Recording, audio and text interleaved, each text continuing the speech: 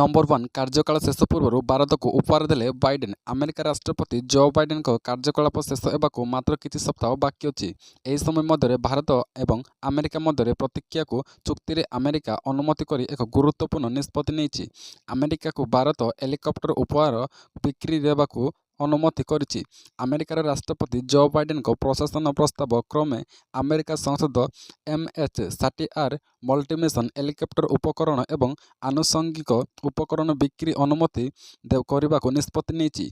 एई MH-60R मल्टीमिशन helicopter उपकरण अनुमानिक मूल्य हेउछि 1.17 billion America dollar. Number 2 BJD को चिंता अधूरा पानीय जल प्रकल्प कहले प्रकल्प न सरिबारु बाहरिले विधायक। राज्य में पानीय जल प्रकल्प नहीं विधानसभा सरगमन बीजेडी वरिष्ठ विधायक बद्रीनारायण पात्र पानीय जल प्रकल्प को नहीं प्रश्नकाल में विस्मरण बयान देइचंती।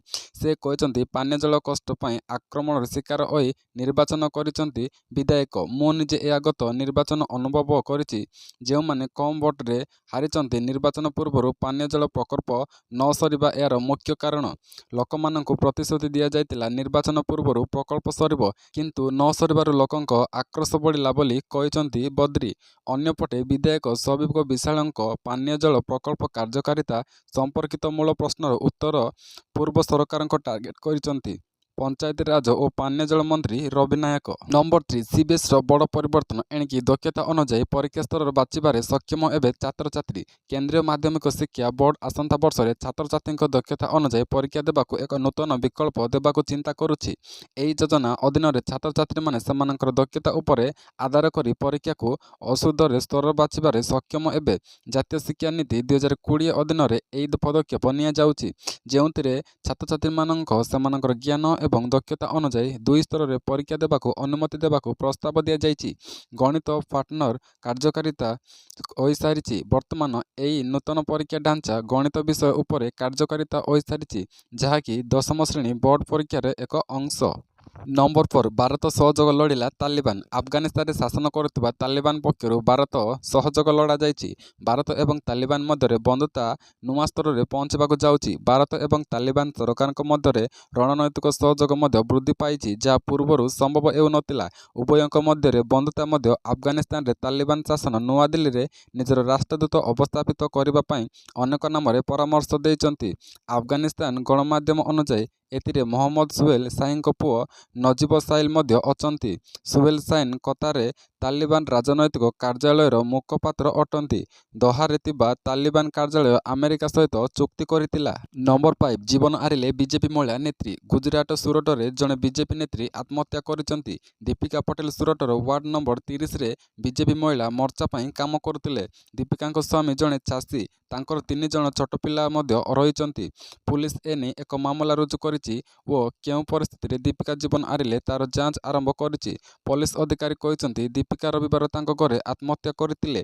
स्थानीय रिपोर्टर ओ दीपिका परिवार लोक तांको हॉस्पिटल नेइतिले हेले सेटारे डाक्तर तांको मृत घोषणा करितिले। फोरेंसिक टीम घटनास्थल रे पहुंची जांच करितबा बेले ए जाय कोनोसी प्रकार सुइसाइड नोट मिली नाही। नंबर 6 2025 कैलेंडर को नहीं चिंतारे लोके आमे 2024 रे शेष मास रे अछु एवं आम भीतर अनेक आगरो अपेक्षा करी रहिचंती आसंता वर्ष को किंतु लोकमाने आसंता वर्ष कैलेंडर विषय जानिबा पई चिंता प्रकट करिसंती जेउथिरे आम मानक मध्यरु अनेक लोक 2025 मसियार प्रथम दिन गुड़िकरे किपरि काटिबा योजना करुथिबे किंबा विदेश जिबा किंबा काम को फेरिबा ता मध्यरे आपण माने कहि पारिबे जे वर्षर प्रथम दिनटी बुधवार को पड़ुछि।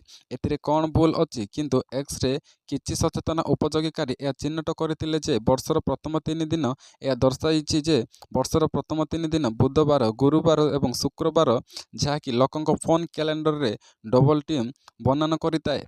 नंबर 7 देश को 3 नुआ आईडी उत्सर्ग कले प्रधानमंत्री कहले नागरिक प्रथम BNC रो मूल मंत्र। देशवासी 3 नुआ अपराधी आईन उत्सर्ग करिसंती प्रधानमंत्री नरेंद्र मोदी। चंडीगढ़ रे आईन कार्यकारिता नहीं होइतिबा प्रदर्शनी रे जोग देई नुआ 3 अपराधी आईन भारतीय न्याय संहिता भारतीय नागरिक सुरक्षा सेवा और भारतीय साक्ष्य अधिनियम को देश उद्देश्य संपर्कित करिसंती।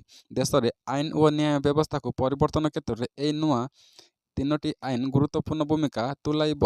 गत जुलाई 1 रे 3 ନୂଆ ଆଇନ ଦେଶରେ ଲାଗୁ ହୋଇସାରିଛି। ଦେଶରେ ଏହି ଆଇନ ଦେଶବାସୀଙ୍କୁ ତୁରନ୍ତ ନ୍ୟାୟ ପ୍ରଦାନ କରିବ ବୋଲି କହିଛନ୍ତି ପ୍ରଧାନମନ୍ତ୍ରୀ ନରେନ୍ଦ୍ର ମୋଦି। କାର୍ଯ୍ୟକ୍ରମରେ ଯୋଗଦେଇ ପ୍ରଧାନମନ୍ତ୍ରୀ କହିଛନ୍ତି, ଆମ ନ୍ୟାୟ ସଂହିତା ଲୋକଙ୍କ ପାଇଁ ଓ ଲୋକଙ୍କ ଦ୍ୱାରା। ନମ୍ବର 8 ପ୍ରି ପେଟ୍ରୋଲ ପମ୍ପରେ ମାଗଣାରେ ମିଳୁଛି ନୋଟ୍ ସୁବିଧା। ତେଲ ଭରିବା ସମୟରେ ଉଠାନ୍ତୁ ଲାଭ। ଗାଡ଼ିରେ ତେଲ ପକାଇ ସାରିବା ପରେ ପଳାଇ ଆସୁଥିଲେ ଜାଣନ୍ତୁ ମିଳୁଛି ନୋଟ୍ ସୁବିଧା। ନିହାତି ଲାଭ ଉଠାନ୍ତୁ। ଭାରତର ପ୍ରତ୍ୟେକ ଘରେ 2 ଚକିଆ ହେଉ ବା କିମ୍ବା 4 ଚକିଆ ହେଉ ସମସ୍ତଙ୍କ ପାଖରେ ଗାଡ଼ି ଅଛି। ଯଦି ଗାଡ଼ି ଅଛି ତେବେ ପେଟ୍ରୋଲ ଓ ଡିଜେଲ ଭରିବା ପାଇଁ ପେଟ୍ରୋଲ ପମ୍ପକୁ ଯାଉଥିବେ। ତେବେ ତେଲ ଭରିବା ସମୟରେ ପରେ ଲୋକମାନେ ପେଟ୍ରୋଲ ପମ୍ପରୁ ପଳାଇ ଆସନ୍ତି। ମାଗଣା ସୁବିଧା ବିଷୟରେ କହିବାକୁ ଗଲେ ଆପଣ ପେଟ୍ରୋଲ ପମ୍ପରେ ନିଜର କାରର ପ୍ରେସର ଭରି ପାରିବେ।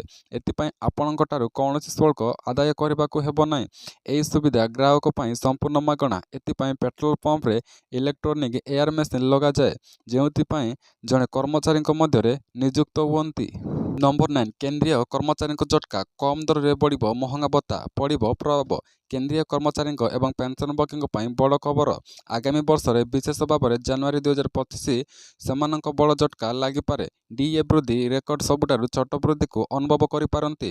ପୂର୍ବ 3 ବର୍ଷ ତୁଳନାରେ ମହଙ୍ଗା ଭତ୍ତାକୁ ବୃଦ୍ଧି ସବୁଠାରୁ କମ୍ ବୋଲି ଆକଳନ କରାଯାଇଛି। ବାସ୍ତବରେ କେନ୍ଦ୍ର ସରକାର ଏଆଇସିପିଆଇ ସୂଚନାଙ୍କ ଅନୁଯାୟୀ ପ୍ରତି 6 ମାସରେ ମହଙ୍ଗା ଭତ୍ତା ବୃଦ୍ଧି କରିବାକୁ ବାଛିଛନ୍ତି। 2-3% ମଧ୍ୟରେ ହେବ ବୋଲି ଆକଳନ କରାଯାଇଛି। ସେପ୍ଟେମ୍ବର 2024 ପର୍ଯ୍ୟନ୍ତ ଉପଲବ୍ଧ ସୂଚନା ଅନୁଯାୟୀ ଜାନୁଆରୀ 2025ରେ କର୍ମଚାରୀଙ୍କ ପାଇଁ ଡିଏରେ ଆଶା କରାଯାଉଥିବା ବୃଦ୍ଧି 2-3% ମଧ୍ୟରେ ହେବ ବୋଲି ଆକଳନ କରାଯାଇଛି। ନମ୍ବର 10 ବାତ୍ୟା ବେଙ୍ଗାଲ ପ୍ରଭାବ। ଓଡ଼ିଶାରେ ହାଲୁକା ବର୍ଷା, 3 ଦିନ କମିବ ଶୀତ। ବଙ୍ଗୋପସାଗରରେ ଆସିଥିବା ବାତ୍ୟା ବେଙ୍ଗାଲ ପ୍ରଭାବରେ ଏବେ ଓଡ଼ିଶାରେ କିଛି ସ୍ଥାନରେ ମଧ୍ୟମ ଧରଣର ବର୍ଷା ହେଉଛି। ଗୁରୁବାର ଯାଏଁ ଦକ୍ଷିଣ ଓଡ଼ିଶା ଜିଲ୍ଲାରେ ହାଲୁକାରୁ ବର୍ଷା ହେବା ସମ୍ଭାବନା ରହିଛି। ଆସନ୍ତା 3 ଦିନ ଯାଏଁ ରାଜ୍ୟରେ ଶୀତ କମ୍ ରହିବା ସହ ତାପମାତ୍ରା ବିଶେଷ ପରିବର୍ତ୍ତନ ହେବ ନାହିଁ ବୋଲି ପୂର୍ବାନୁମାନ କରାଯାଇଛି। ଏନେଇ ଭୁବନେଶ୍ୱର ସ୍ଥିତ ଆଞ୍ଚଳିକ ପାଣିପାଗ କେନ୍ଦ୍ର ପକ୍ଷରୁ ସୂଚନା ଦିଆଯାଇଛି। ବାତ୍ୟା ବେଙ୍ଗାଲ ତାମିଲନାଡୁ ଉପକୂଳ ମାଡ଼ ହେବା ପରେ ଦୁର୍ବଳ ହୋଇ ଉତ୍ତର ପୂର୍ବ ଦିଗରେ ଗତି କରୁଛି। ବୁଧବାର ପୁରୀ, ଖୋର୍ଦ୍ଧା, ଗଞ୍ଜାମ, ଗଜପତି, ରାୟଗଡ଼ା, କଳାହାଣ୍ଡି, ନବରଙ୍ଗପୁର, କୋରାପୁଟ ଏବଂ ମାଲକାନଗିରିରେ 1-2ଟି ସ୍ଥାନରେ ହାଲୁକା ବର୍ଷା ହେବା ନେଇ ପାଣିପାଗ କେନ୍ଦ୍ର ପକ୍ଷରୁ ଆକଳନ କରାଯାଇଛି। ଭିଡ଼ିଓଟି ସମ୍ପୂର୍ଣ୍ଣ ଦେଖିଥିବାରୁ ଆପଣଙ୍କୁ ବହୁତ ବହୁତ ଧନ୍ୟବାଦ।